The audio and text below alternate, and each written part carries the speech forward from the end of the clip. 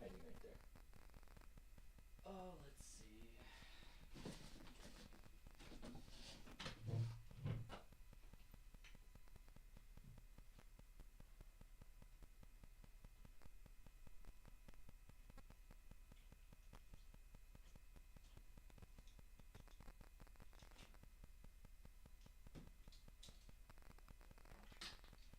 feeling this one. Get back out of here.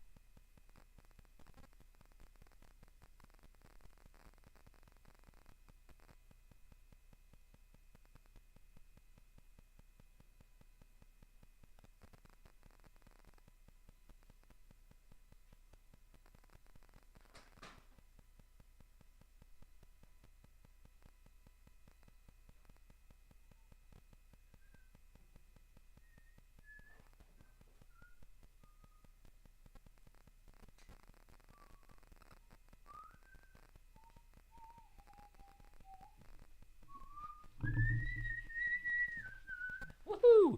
There's 8 of us here. Hey, hey, Aaron, Kathy says. Hey, welcome in. I'm about to get started. 5 minutes to go. Woo! Milky Way Wednesday is back and back for the rest of the year. Unless I take some vacation time, I will be here teaching, talking, sharing. And let's just continue the corny phrase and say something like enlightening you with Milky Way nerddom. I want to find the right picture from Chris Woodruff that I'm going to share today because we're going to talk a lot about the Winter Milky Way. But it's cool to see Kathy here and 7 of you also watching right now as we're about to go live. If you're new to Milky Way Wednesday, it's a free-flowing I try to make it less than an hour, but I never succeed. Hangout where we talk about Milky Way photography. And so I hang out with you, answer questions. I get distracted by the chat over there and say, hey, it's Argus Ray from Santa Cruz. Like I'll do that in the middle of the live stream often. But hey, Argus Ray, welcome in. Santa Cruz, how is it right now? I mean, it's been really warm here in Utah, but it's finally gotten some winter cold going in, and I'm hating it and wishing I was in Santa Cruz right now and feeling a lot warmer. Ooh, no, that's not a good winter, Milky Way. Come on, I know there's several Winter Panos from Chris, but I'm looking at all of his activity, and his activity includes chatting with everyone else in the guilds because he is an awesome, solid participant of the Milky Way Photographers Guild, so I'm trying to find the picture that's going to be the trick, the key, the one, the only. I really have got to go back all the way to December, and it's going to take a while. Nope, not that one. Every time I see a panel, I get excited. I'm like, no. Nope. No. So we got a good evening from Ron, from Bill Cahill, William. Hey, hello, rebearding. Yeah, I guess I am rebearding. But tonight, you're going to see a clip from an old YouTube video that has massive beard. So, hi, Aaron and all from Jerry Thompson. Hey, Jerry, I was just out almost at the silo as well, but I went out to the trestle and taught a small group here in my ward here in the church and helped them out learn a little bit about Milky Way photography, and we captured a Milky Way over the trestle, kind of. It was a bit of a challenge to get everyone ready to go, and with the timing of just a short, October Milky Way, it wasn't easy to get everyone's camera ready to go in time where we could get the Milky Way overhead. Oh, there's a good one. Open link in new tab, baby. All right. Yes, and it's Death Valley, too. That's going to be awesome. Okay, solid. Let's see if we got some more. So, yeah, I was out there, and I bring that up because myself and Jerry live here in Utah, and he has been out there. He's been out to the trestle. He's been out to the silo. Ooh, this is a good one. This is another location and a very, very good one. All right, cool. Oh, you know what? I'm going to have to be careful. I'm going to want to share some of these pictures, and before I get too into this, I got 2 minutes to go. I want to make sure I get my iPad shared screen up. So we're about to go live. In fact, I'm going to start a clip here. I'm 1 minute late, just so that I have buy myself a little bit of extra time as I go into this lesson and bring in the picture that I just captured. Oh, that one. I never captured the other one, it looks like. Okay, well, that's fine. Let's just go full screen on this. And that works. And then looks like I need to go back into Photo Pills and do a screen grab of this for 30 time. And then looks like my minute is almost up, so I'm going to have to go into, oh no, I hate that. Don't resize. I just want it to come off of it. And okay. And now color, let's throw in not green. I should go into my last 2 minutes. So here we go. We're going to play this clip. If you've seen it already, it's chilly there in Santa Cruz, Ray says. Okay, dang. John Deal, ready, set, go. Okay, 2 minutes, then we'll go. All right, let's get into this. We can't picture it like this. Here's the Milky Way, and at set, it's gone. Nothing else to look at. I like to use odd things on my desk for a visual representation. So before we go into Stellarium and show you an actual representation of the Milky Way, first let's imagine that this pen is the Milky Way. And the entire orange-red part of this pen is the core. And it's starting to set as it continues to tilt. And pretty soon, boom, it sets. No, this Milky Way is visible quite well. It's just the core has gone down, and now the gray, the almost also awesome part of the Milky Way is visible. And there's no reason to give up immediately. However, when a big part of that core starts setting for me, I'm kind of done. So looking in Stellarium, the Stellarium app is totally free. Download it at stellarium.org. Right here at this 0 mark, let me get rid of the whole landscape. Everything above this line is in my hemisphere.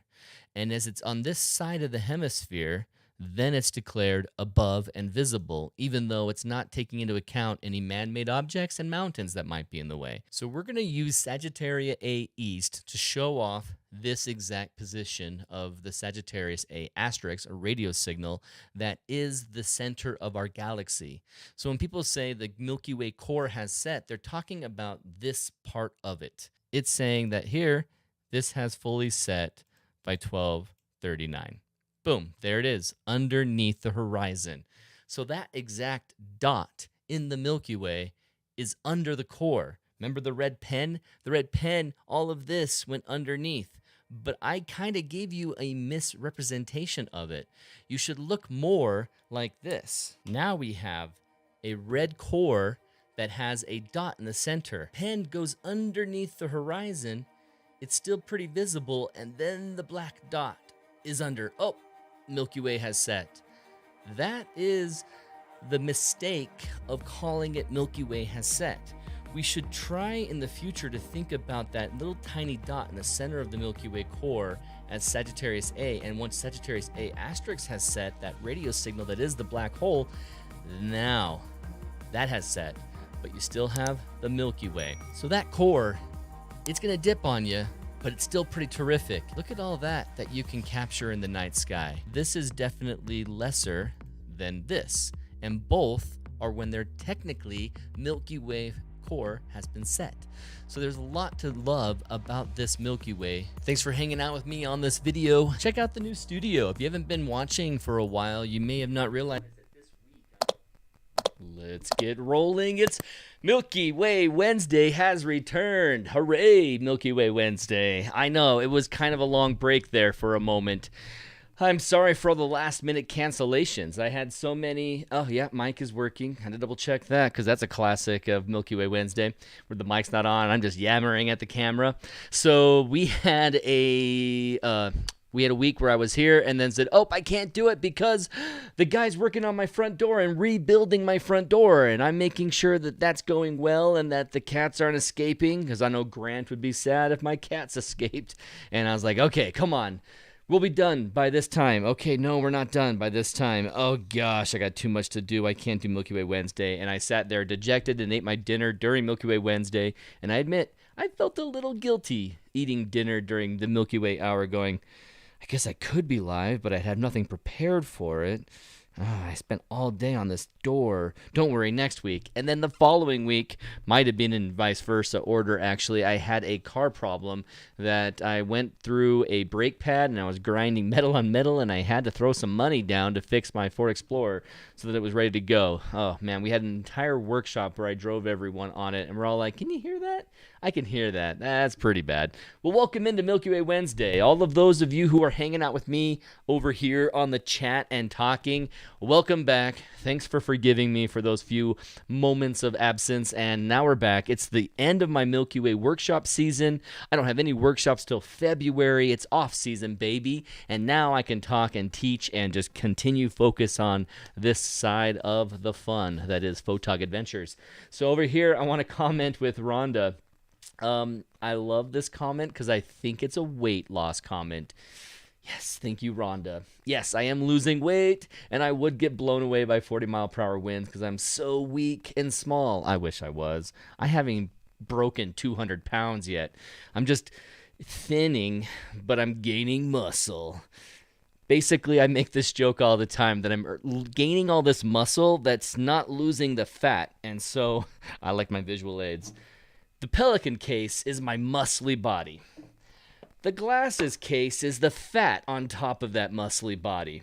Where I'm going with this is that I'm gaining more and more muscle, so now my muscly body is getting thicker and thicker, and I'm becoming an even thicker and musclier guy. But the fat is still on the outside. And so I'm basically just pushing my pudding cups out. And I'm not getting any, like, completely skinnier, but I believe I am. If it looks like it to Rhonda, then I'll take that and I'll run with it. So thank you so much. Jim Foti says, good to see you, Aaron. Or John. I do that every week, don't I? Your dad's Jim, you're John. John, welcome in. Jerry Thompson. I received a new book in the mail in the middle of September. It has a photo of Aaron in it. Does it have an actual photo of me or my photo? Because are you talking about Alan Wallace's Milky Way book? Because that's fantastic. But I don't know if I'm actually in the book. If I am, I can't wait. I've been meaning to contact Alan's people, and they're going to send me a copy. But emails. That's a chore. So I haven't done that. Phil, hey, welcome, Phil. Guess what, Phil? He was going to be with us out there in North Carolina at Lind Cove Viaduct. We spent our blue hour organizing the ambulance and first responders to help a guy who hurt his head. It wasn't in our group. It was unrelated, but Ravi, if you're there watching right now, Ravi, are you okay? You seemed okay. You came out of it with a little bit of a concussion and a little bit of memory loss. But other than that, you seem fine. I'm so glad to see you doing well. I hope you're doing well at home right now, man. But Ravi took a tumble back there on the famous rock by Lind Cove Viaduct, and that was scary. So we missed our entire blue hour shot, Phil, that first night, and then the second night we got skunked with the only clouds that came in over Boone, snuck over the Blue Ridge Parkway, and just rested on the Milky Way core and slapped us around and said, ha, you thought you'd take a Milky Way shot. It's not happening. So hey to chat, hey to everybody. Again, I just wanted to remind everyone that this is Milky Way Wednesday. It's a free-flowing hour talking about Milky Way photography nerd stuff, and I involve myself with the chat sometimes at inopportune times, kind of like squirrel. Oh, hey, how's it going, chat? And then back to the topic. So forgive me there. If you're new here, you might be a little frustrated by that sometimes, but just have fun. Talk with me in chat. If you have any questions that you want to make sure I address while I'm in the live stream, hit me up with an all caps comment, because I'm looking over here at the chat. I see Chris saying, what's up, all? And Chris, I'm going to share a picture of yours here in a second. John Deal, ready, set, go. Blake Fair, hi, everyone. Kathy Hennahan, what is considered chilly? Because, yeah, Chicago's way chillier than here, but chilly is below 70 to me, so I'm a baby. Which is funny that I even love Faroe Islands, because it's never above 70 there. And Jerry says, oh, yeah, you said that. I read that. I read this. And Jerry said, yes, the Alan Wallace book. It's page 218. There's a silhouette of me at the Joshua Tree National Park. Oh, yeah, it is me. Me pointing, or not even pointing. I think I'm just kind of sitting there casual. He just wanted to see what a silhouette would look like and how far to go. It was supposed to be him, but I was like his model placeholder, and he just liked it so much. The silhouette of Aaron King was too good to change, I guess. Sorry I'm late. Jim, forgiven. Truancy is always never forgiven, but late is no problem. So no problem. So 218, if you have Alan Wallace's book, I'm on 218, but I also have a picture in there, the vertical shot of a place that I will not tell you where it is, but it's awesome and it's secret, and it also has a really cool spire there. So, hey, welcome in. So we're about to continue this lesson, but you may have noticed in the email that we're going to talk about his client or students, some viewers' panorama. Last minute change. We don't have all the parts of his panorama, so we want to put that on hold and come back to it. So I want to talk about a really fun topic of the Winter Milky Way Pano. It's been on my mind a lot lately as, what is it? Thursday is the last day for me to even see the Milky Way core. If you're somewhere in the world, not southern hemisphere, you're most likely in the same boat as me, where Friday the moon set is just too late to see the best part of the core as it starts going down, like I was saying in my 2-minute video before this video started. So you're going to miss that gorgeous part of the core after Friday. So basically Friday's the first day that it's too much moon staying up too long. My AirPods are really low. Oh, okay. Well, thanks for informing my iPad right now. So this core is barely visible above the horizon, and during that time, the moon is taking its time and setting on the horizon, and that is a huge bummer. So, goodbye, Milky Way core. I will not be out tonight. I will not be out tomorrow. I said goodbye on Saturday night with that group. Oh, it was Friday night. Friday night with that group. After the workshop in North Carolina, I had my piece with the core and said, see you in February, my favorite friend. So we'll be back with the Milky Way core in February. So we're starting to talk about what? Middle of the winter, there's not much going on for Milky Way. What do we possibly talk about? Well, my friend Chris Woodruff over on the Milky Way Photographers Guild has really given a great example of how a winter Milky Way is quite terrific. I'm going to use 2 examples of his images, and we'll talk about each one as I share these off. Justin Miller made it. Hey, Justin, welcome in. All right, let's get rolling.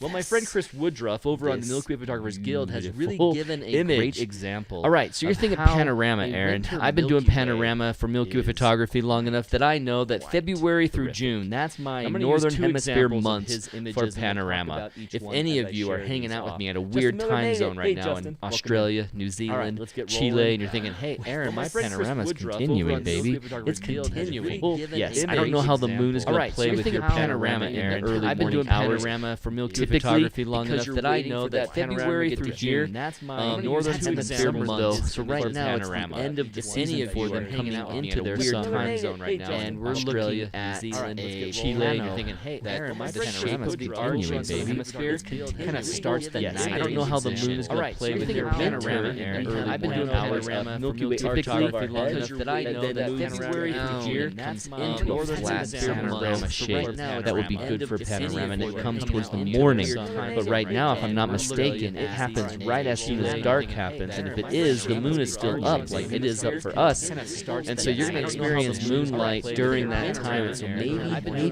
just maybe the typical panorama season's almost over too, and maybe it's just 1 or 2 more days for them as well. It's just bad timing.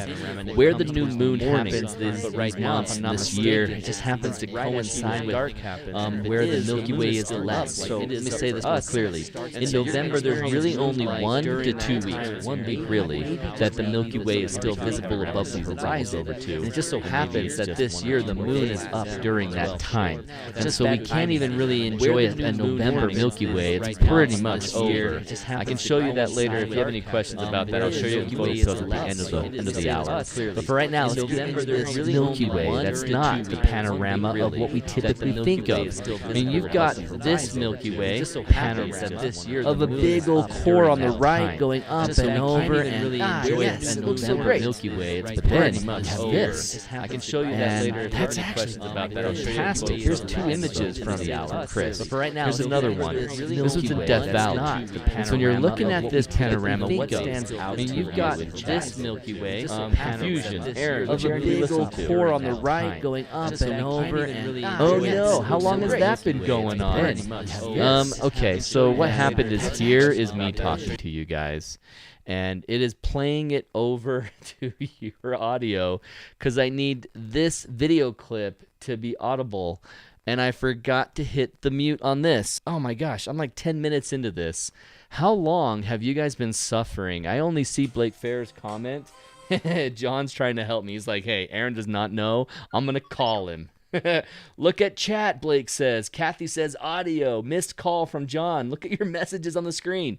What you guys don't know is that you have a delay, and so I've actually tackled this. But crap, how long has that been going on? It's been going on the whole time, but I only got a comment about it after Blake's double audio, weird echo right now, and that was from Kathy, which I wish I could see the timestamp on that. Can I see it, YouTube? Can you show me the timestamp? No, I can just remove her from the group. I'm not going to remove her. So that's been going on for maybe 3 minutes, Justin says, so that's annoying. Apologies all around. I'll reimburse everybody for this episode. Don't worry. You won't have to pay any money for tonight's episode after that. Since you started putting up the picture, okay, that's funny. So as soon as I clicked on this, it's like, hey, your browser has some audio. How about we tell everybody it? So, my bad.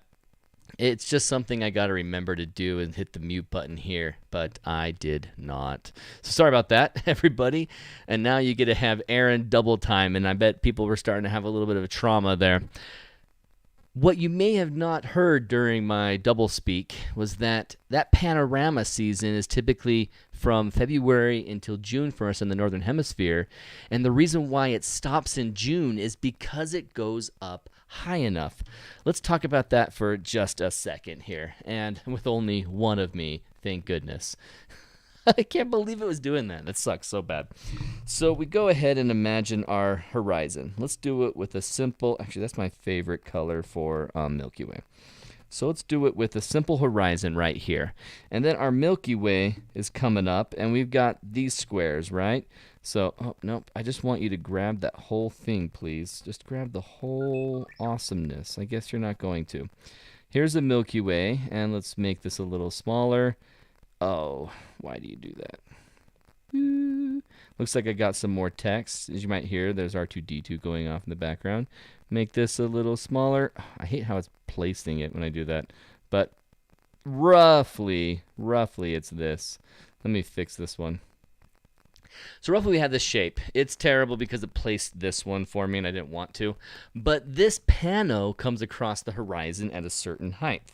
And so when we're dealing with this height, this arch shape, eventually the Milky Way rotates some more. And as this comes over this way, that arch is roughly on top of our heads. You know, you look straight up and you can see how the arch is over your head and no longer off to the side. And when it's up there, somewhere in between here and here, it goes bad. It basically really fisheye, really wide angle, and you can make it work. Otherwise, it's not that great. Let me see if I can... Yeah, possibly. Another feature of Milky Way Wednesday is that Aaron has an idea about a picture that he should have brought up, always like on the spot. And so he never really has all of the pictures he should have with him during the time. But let's see if I have it on here, because I think with this instance, I have an example of it for all these different locations. I really don't love that pano, though, so I wouldn't be surprised if I didn't include it. Yeah, I'm not seeing it in this list. I wonder how fast I could pull that up. Probably not at all. I've really missed that computer having everything on it. And so it is a lost cause that I will not waste any time here on it. When I'm showing you guys the clip, I'll look for it and see what happens. But until then, I basically will tell you that there was a Milky Way panorama that got delayed by clouds. Oh, I better respond to this text, otherwise it's going to just keep going. Oh, I'm calling John. Say JD, I'm not needing to call you. Look at chat, and JD, look at your messages and audio. Thanks, everybody. I love that you have my phone number so that you can help me out there, because if I hadn't seen it, these texts would have saved me. So I appreciate it.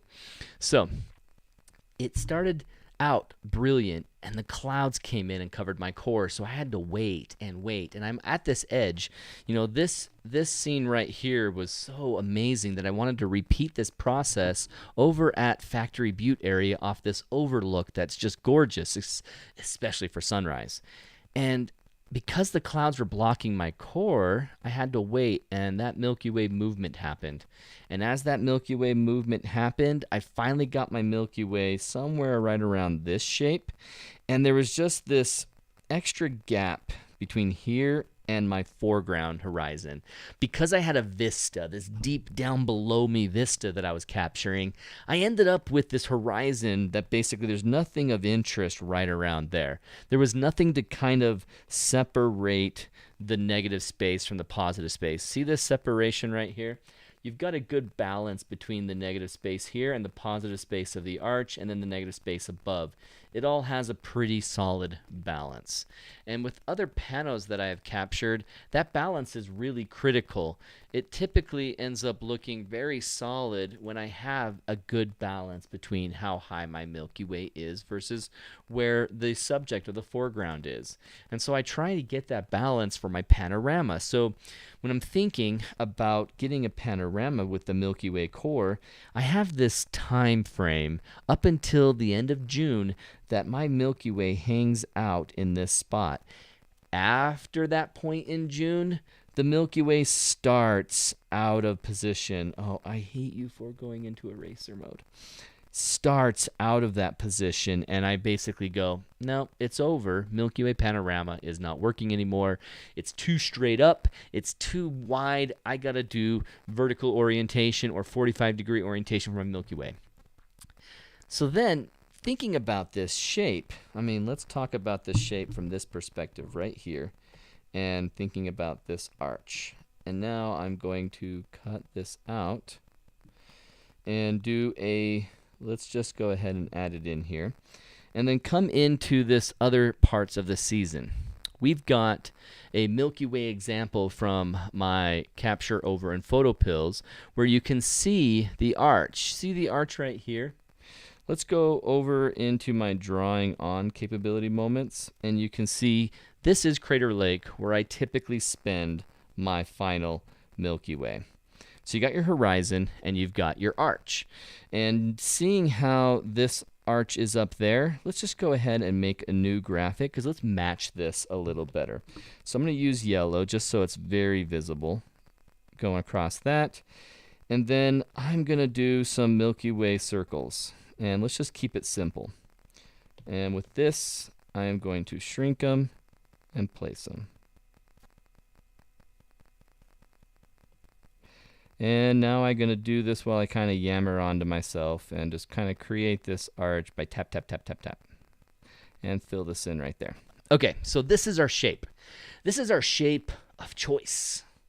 And it's thinking, okay, we've got a really, really, really positive shape of a core and the arch of the Milky Way at this time with this shape. I'm going to take it off the screen, and then I'm also going to add it to my copy and paste and get rid of it. Okay, so let's get this stuff out of the way, and let's look at the timing. So this time of June 28th on Pacific time, it's -7 GMT.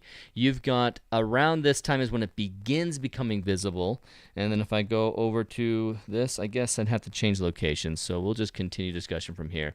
As it goes from here, about midnight, it's too high, a little bit before midnight, and we move on from this position to go out on the other edge of the rim. We go to the north edge of the rim of Crater Lake and we shoot south and capture a vertical Milky Way. So up until that point, the Milky Way is in good position and it's decent. So that's June 28th. Well, thinking about a timing that is earlier in the year, one of my favorite first times, like February, that pano is just a little too low to the ground, but it's awesome looking, and it's best from March through June. March has your first opportunity. This is over Canyonlands. This is what this picture was. Captured at roughly 4:30 in the morning as I captured the sky first, then did a pano of the foreground. It may have been done by 4:16 or something, but I don't have that computer again to show me that exact raw to say, hey, Aaron, it was at that time. So let's go over into PhotoPills, or are we in PhotoPills? I'm totally lost. This is actually PhotoPills. Okay, cool. So you can see how we had this opportunity once this core, this ball right there, comes across the horizon and opens up and we go all the way through there. So then I'm thinking, all right, can I repeat this process in the winter? We've got this really good example from Chris. This capture, that nice shape. I shouldn't use my other hand. I should use the hand here. This shape that goes across, that is very similar and maybe even a little high. What about this one? This is very high, very wide, but he made it work out, especially over a tall peak of a hill here that made it very interesting to see this full arch of the Milky Way. So if I wanted to repeat some of that angle that I'm getting over on my regular summer Milky Way with the core visible, how can I repeat this in the winter? Well, throughout the day, these dots disappear, and you can't see where the Milky Way shape is until the nighttime comes, and then PhotoPills puts these dots back on. It's right above your head, and then it goes off to the western horizon, and it sets, and then it never fully sets, and then starts opening up on the far east, and then the core arrives, and so you can see that the Milky Way band is always visible. It's always up in the sky. But look at the distance from, look at these little rings, these rings right here. You've got these rings, let me get an actual, let's do the red. The red's gonna be good. So you got this space with the tight rings, and then these are a little bit closer, but then they start spreading out on the repeating concentric rings that represent the, like basically the hemisphere of sky, and where that Milky Way ends up being in that hemisphere of sky. So even though these are the little dots that aren't the core, we're going to want to look and see the shape of those little dots in the future and try and match them up. So we're thinking one, let's see, this is going to be the double dots, then 1, 2, 3. So somewhere between 3 and 4 of the big lines. Let's double check our other month. I want to do it in PhotoPills, my drawing again. All right, so this is great in March. Okay, well, in March, it turned out really terrific, even though it was only 2 in. The double lines and then 2 in. So I probably can safely say from, I would say the middle. Let's just go with the middle of this all the way to that, anywhere in this range. So we're going to think that it's out of position on any of those last 3 rings towards the center. When it gets to here, it's a little bit too far, so we want to keep it in between these right here. So that is 2 rings in to, okay, so I double rings in. So 1 ring in, 2, 3, 4, to 4, 1 to 4. All right? Keep that in mind as we're looking in PhotoPills at this. So let's say Canyonlands. What if I wanted to repeat this, but with a Winter Milky Way? Is it possible? Is it going to actually work? Let's find out. All right, so now we're going to go to today. October 26th, the sad end of our Milky Way season. Oh, man, look at how the core is completely disappeared, and now we have this vertical Milky Way. Oh, it's totally vertical. Okay, that's interesting. Let's go to the next new moon in November. The shape of the Milky Way, it's very vertical. It starts off in the east.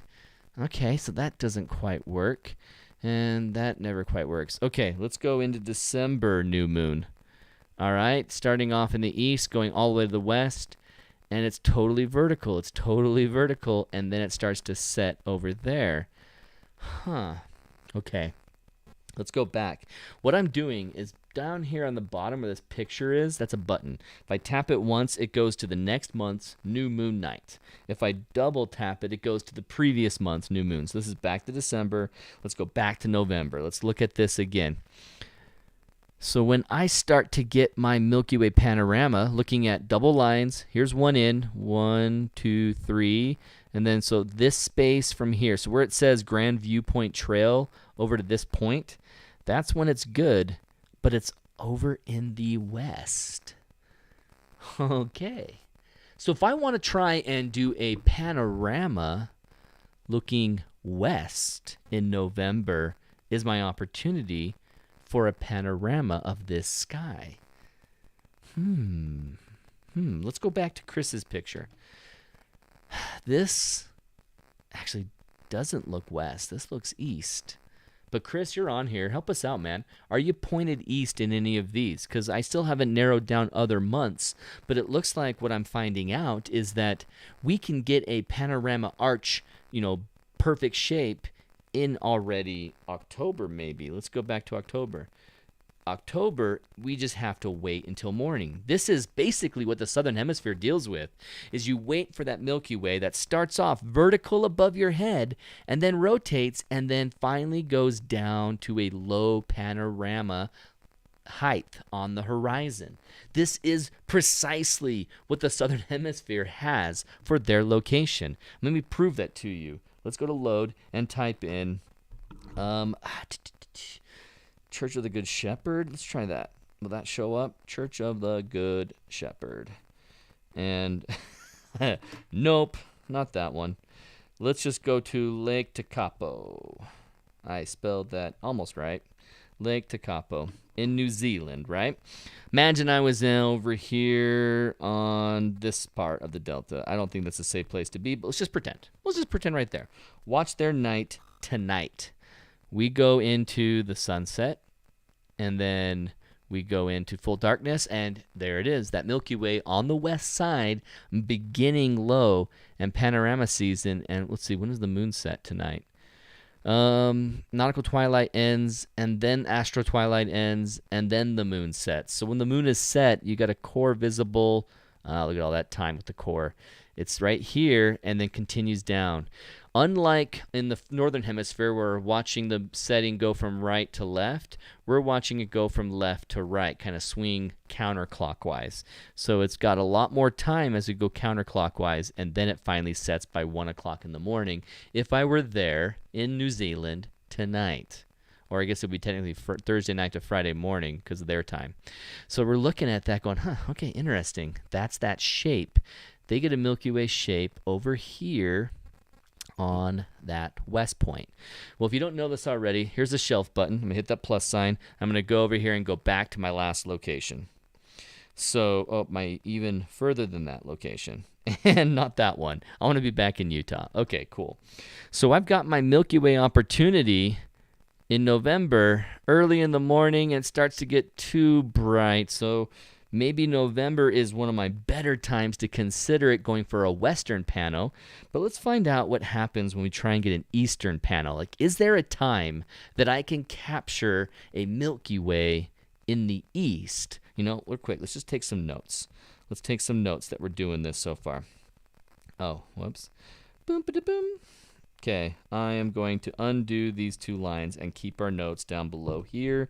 Write it in white and go a little bit smaller pen. Okay, so, I said a little bit smaller pen and that did not work out. So Milky Way, I need to zoom out a little bit. Milky Way Pano, all right?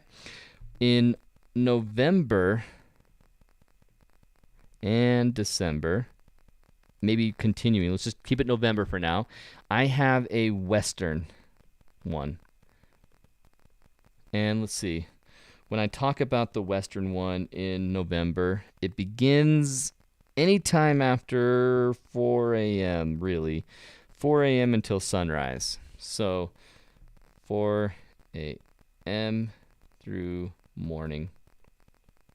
All right, so 4 a.m. to morning. That's what we're looking at so far. Let's just keep those notes in our head. December's same situation where we got a good time after 1 a.m. through morning. So there's a lot more hours in December. So if you have some clouds, you can fight it in December better. Let's go to the next month, January. Okay, January doesn't start off well. It goes to the west. It goes to the west. Let's go to February. Doesn't start off well. It goes to the west. And when it finally comes over here to the east, we got the core. We got the core back in February.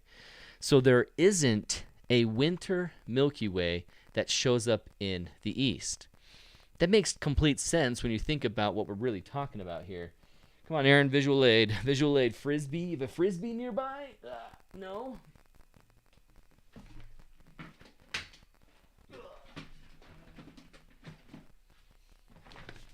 So, let's go big. Let's go big. We got our Frisbee. Let's go even bigger than that. Let's make me big. This is the disk, the ecliptic of our solar system, our galaxy. And so when we are seeing it go like this and this, it's because we're just rotating and looking at different parts of it. So as we're turning around, we see the other side of it. So when I face it towards you this way, my right arm is up.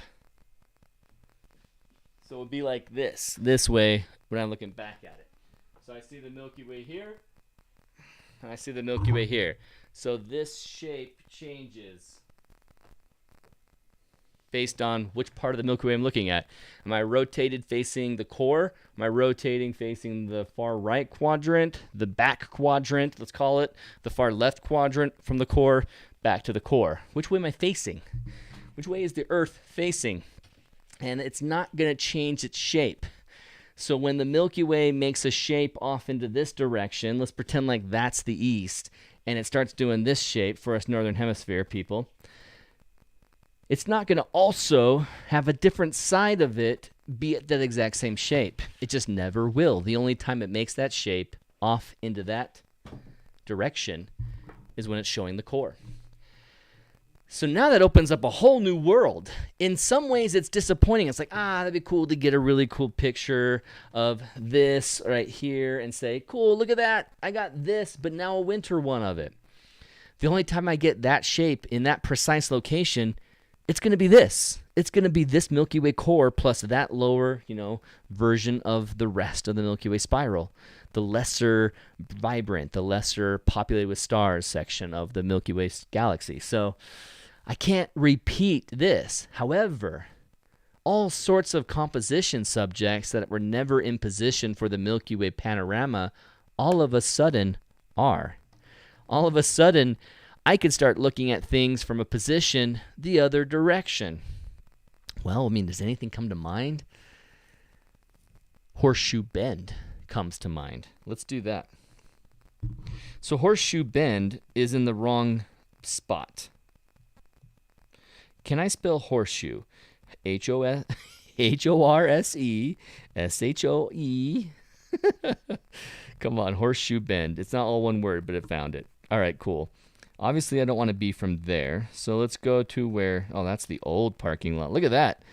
That's classic. That's classic Horseshoe Bend. If you've been there recently, you know that is totally different. Let's go ahead and put our tripod right next to these people. And we're going to be looking out over Horseshoe Bend. And we're dealing with February Milky Way. Totally wrong direction. Panorama sucks. Can't do panorama. In fact, let's go to October. It's a really late season Milky Way. Oh, man, the dang thing is far down to the far southwest. Still not over Horseshoe Bend. But we continue on to November, and all of a sudden, me got a pano right over Horseshoe Bend that could look as awesome as Chris Woodruff's picture. I almost said Whiting again. Sorry, man. I could get Chris Woodruff's picture over Horseshoe Bend. All of a sudden, things have woken up. So Chris told me, and I didn't notice this, he says it's west. I'm looking west. Exactly. This one right here, as well as this one, maybe, Chris. But obviously, we just talked about it, and we decided, absolutely, it's always west. It's the only way it can be. And east in Death Valley. So this one with Death Valley, he is looking east, but he's doing it when? Because if Orion's right there, he must just have such a wide open lens that he's looking southeast. You got to, because you can't quite get that same shape we were looking at getting. But if you go very wide fisheye, you can force it, you can make it happen. He says that, let me go big so everyone can see it. Chris says it's west. There is a mountain range to the west and east in Death Valley. Oh, he's just saying there's a mountain range to the west and east. And he's right, there is. I thought these weren't the ones on the other side of Badwater, but Badwater Basin. I thought these might be the ones looking towards Pahrump. But no, they don't. I was expecting to have more mountains up there and more mountains here, but he's right. I haven't been there recently enough to remember that it's not long stretch. It does go down to a saddle over here and a saddle there. Cool. And then he says that the Red Rock Canyon Winter Pano, this one, the Red Rock Canyon Milky Way Pano is easier to see from Google Maps since the 395 highway is right next to the spot. So he's talking about road numbers, which, you know, my generation has no idea what those are. We just have our phones, and the phones say go. They were like, hey, that road. How about that road? So 14 to 395 highway. That's for those of you who are skilled in that kind of mapping. Next to the spot. And then he says in early March, you can get the winter pano and the summer pano on the same night. Yeah, let's look at that. That's a good point, because you can. Because even in February, we were looking at, here's a winter pano. Let's go forward to the February new moon, winter pano, and then a summer pano right here, right there. And in March as well, obviously you can get that winter pano in the full darkness and then get a lot of time with that summer pano right there. So that is a crazy cool prospect. Next year, I mentioned this a couple times, but I'm going to be doing monthly challenges. And these challenges are going to be capture something over this kind of a subject, capturing something like this with this challenging process or using this method. And we're definitely going to do either February or March a winter. So let's do March. Let's do March because there's a better chance of weather. A challenge where you can get a winter pano and a summer pano in the same night, in the same spot. Where it's like, here's what it looks like off to the right. Here's what it looks like off to the left. Or I should say east and west. And that'll be interesting. That'll be way cool.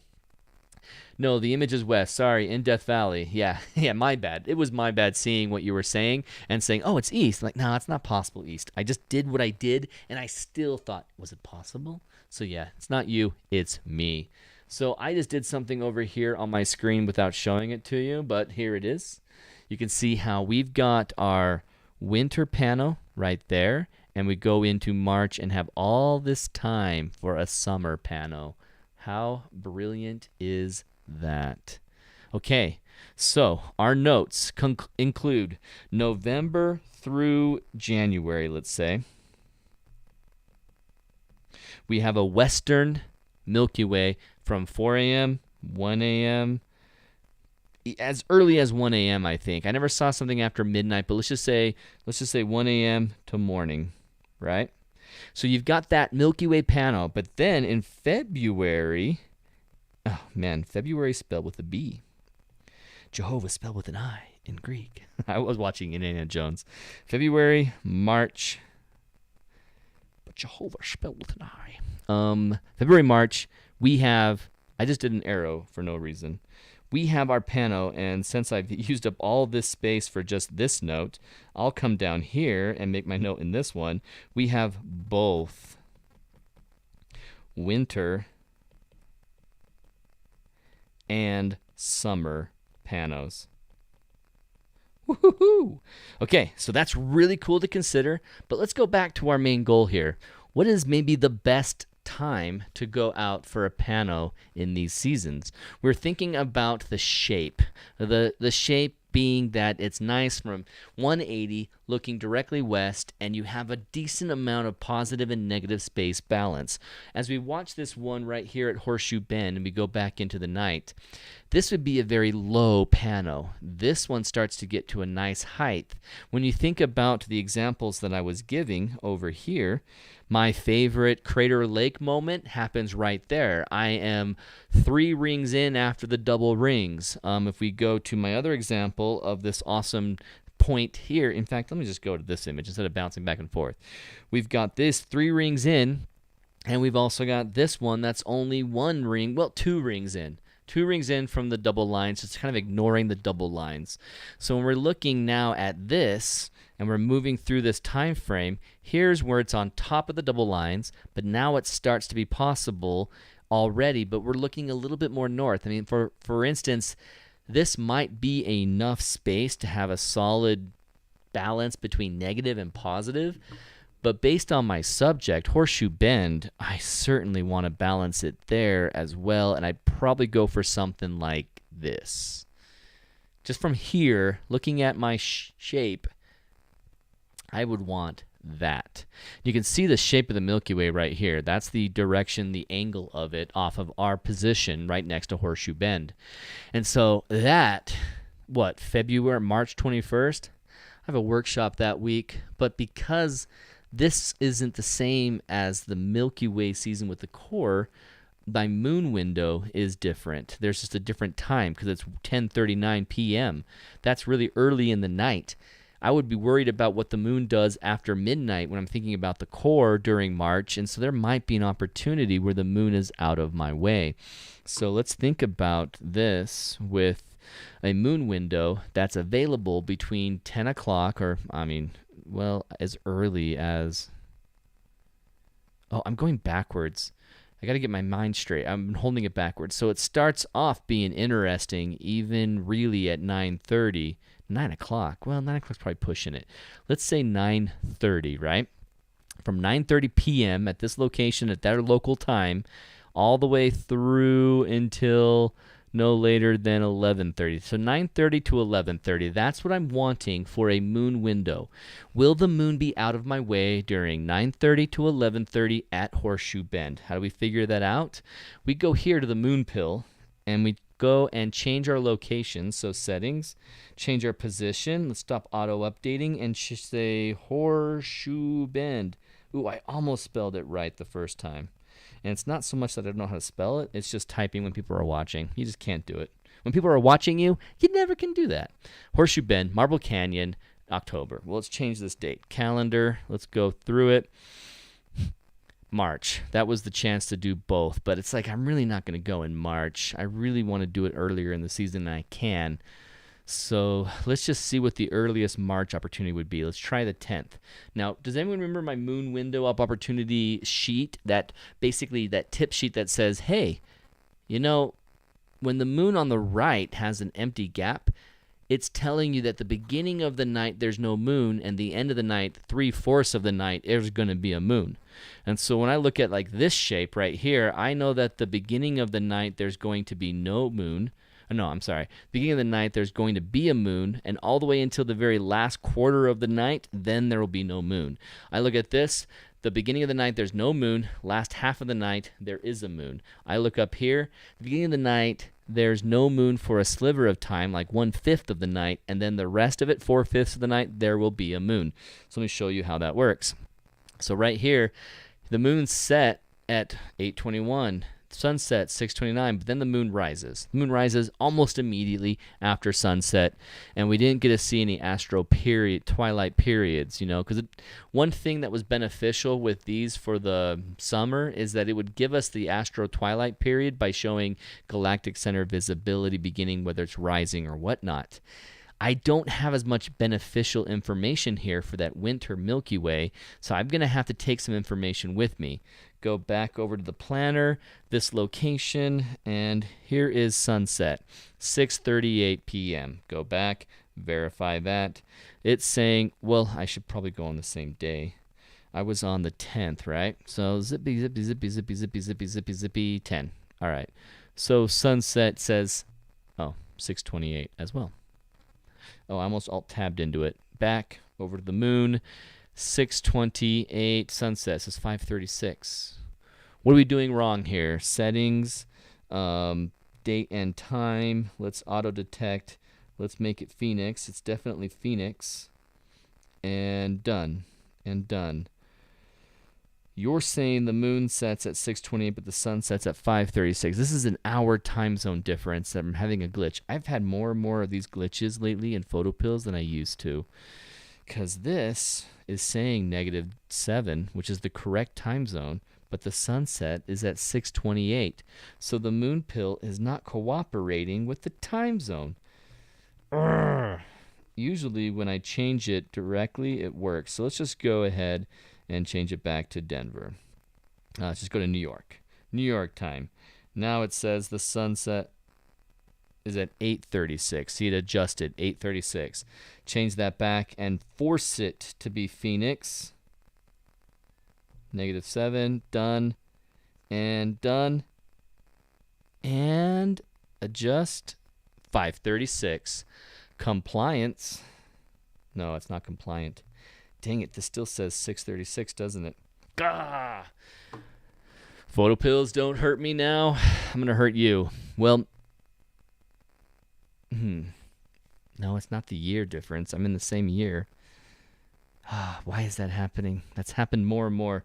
And there's probably something I can do to resolve it, and I'm just not going to think of it during the live stream. So forgive me.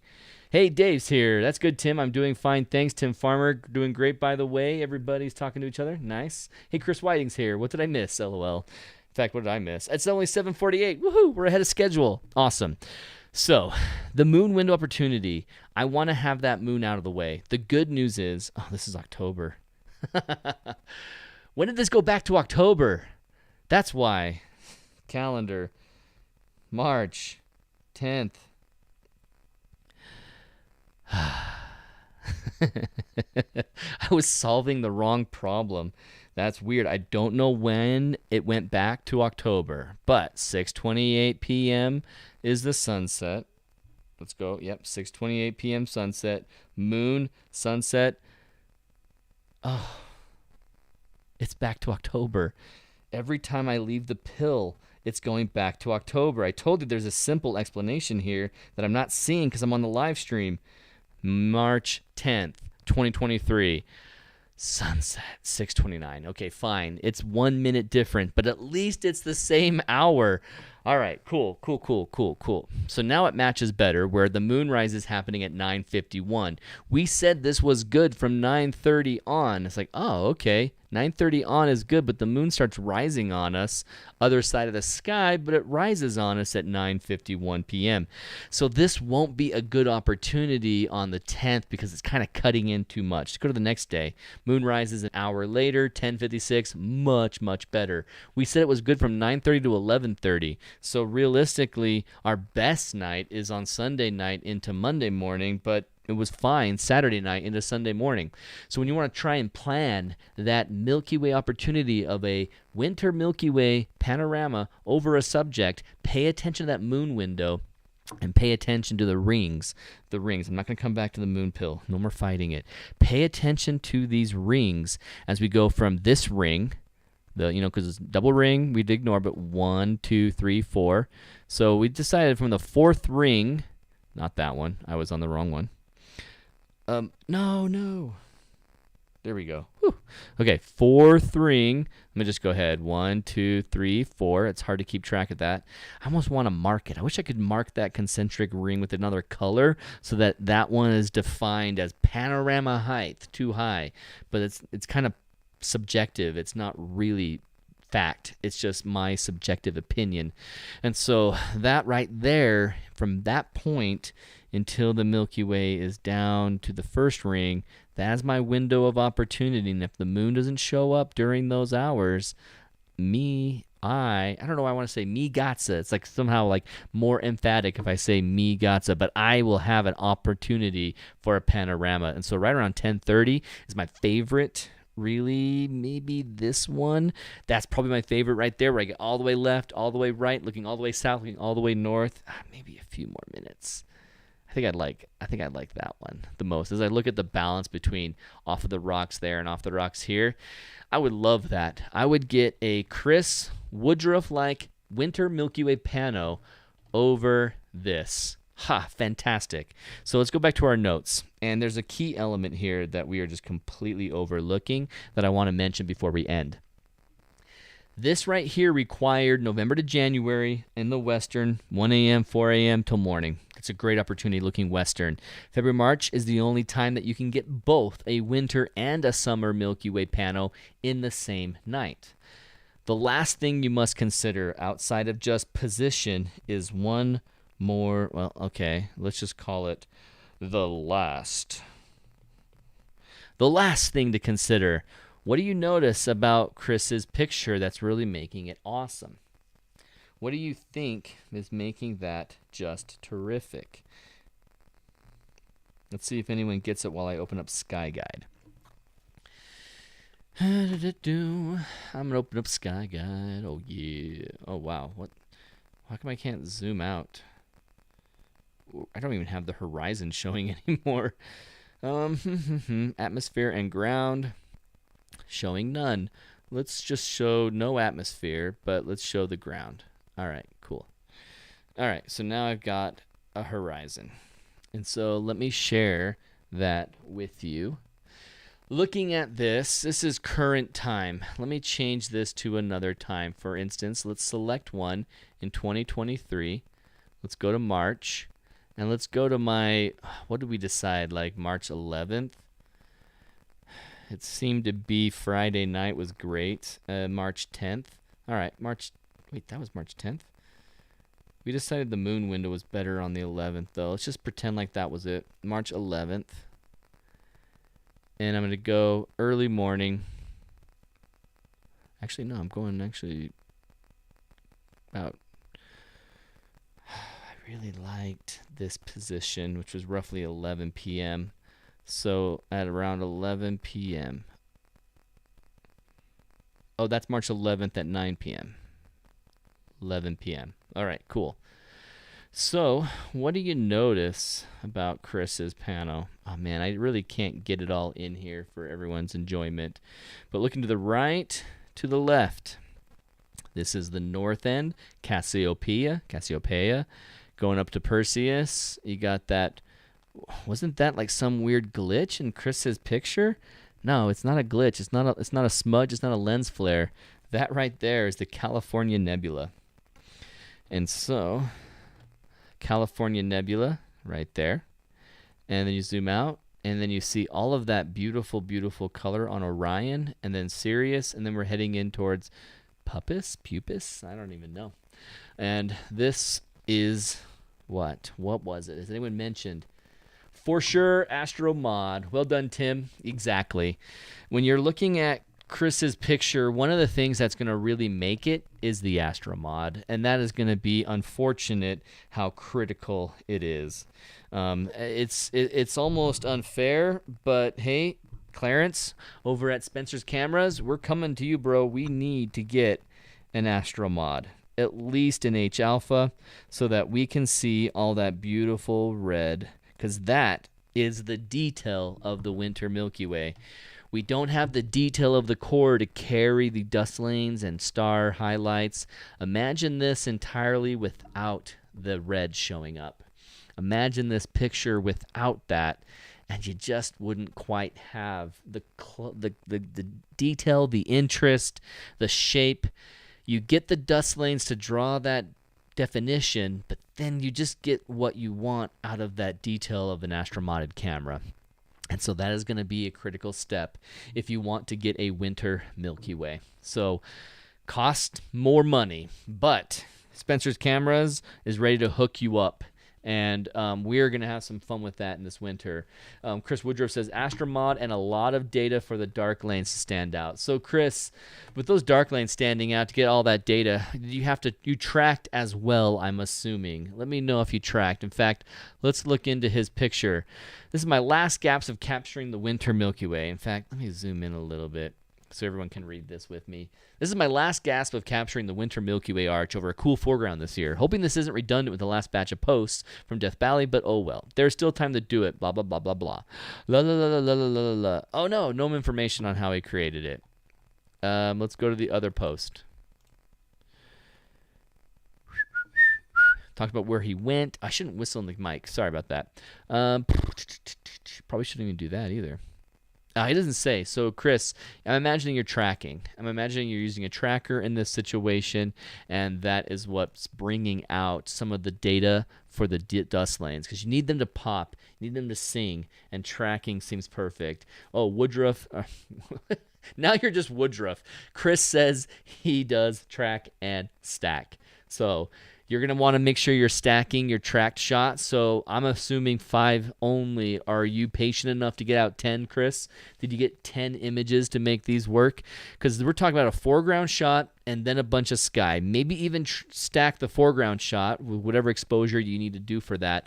But for the sky, I'd be more comfortable with only 5. Since I'm doing 2 minutes, 2.5 minutes, whatever, 3 minutes, there are going to be some differences. But playing around with that winter Milky Way, especially over a subject like, oh man, I'm excited about the prospect of going over Horseshoe Bend and seeing a panorama Milky Way and appreciating the entire Milky Way. Alan Wallace accused me of being a Milky Way core junkie, and he was correct. But I'm going to have some fun with an astromodded camera from Clarence Spencer. I'm coming to you, Clarence. I need to get one. And capturing some really cool panos and having some fun in the winter as well, especially since I won't have any workshops. And it opens up these moon window weeks during where the moon's out of the way without getting a workshop out there. I can do my own photography, and it's going to be a lot of fun, and it's going to be a lot of content on the YouTube channel. So Chris also emphasizes that it was, and let me go big screen for this because we're closing out. He says it was 3 times 75 seconds stacked for each panel of 50mm f2 3200 ISO. So we went really high on the ISO to get only 75 seconds so we can stack it easier. So usually I'm about 1800, or I'm usually at 1600 or 800, and that's much lower. It would be much longer to get that same kind of exposure at 3200 ISO. And Chris says this was about 1.5 hours of sky data, but I was shooting at 50mm. And Tim asking which mod.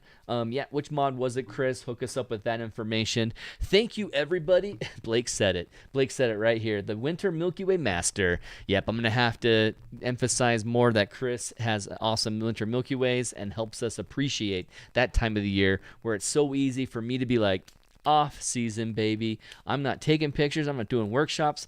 I'm just going to focus on eating some holiday goodies. And you know what? Now I'm going to have to go out to Horseshoe Bend in some really cold weather, but I do have snow pants and I'm well prepared for that. Ay.